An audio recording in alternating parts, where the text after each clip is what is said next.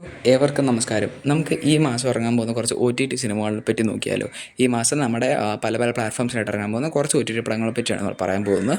അപ്പോൾ ഇതിൽ നമ്പർ 1 ആയിട്ട് വരുന്നത് പറഞ്ഞാൽ ബൊഗെയിൻവില്ല സിനിമയാണ്.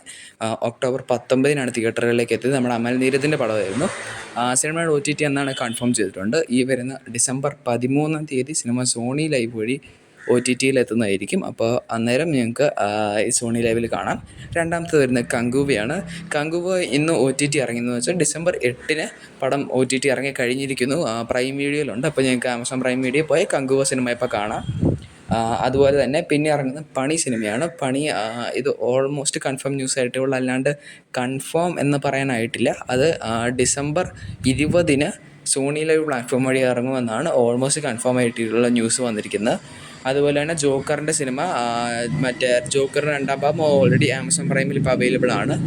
അപ്പോൾ ഇനി അപ്ഡേറ്റുകൾ നമുക്ക് വീണ്ടും കാണാം. നിങ്ങൾക്ക് ഈ വീഡിയോ ഇഷ്ടപ്പെട്ടെങ്കിൽ ലൈക്ക് ചെയ്യുക, സപ്പോർട്ട് ചെയ്യുക. എന്നാലും വീണ്ടും ഒരു വീഡിയോ ഉണ്ടാക്കാനുള്ള മോട്ടിവേഷൻ വരും. അപ്പോൾ thank you for watching and by.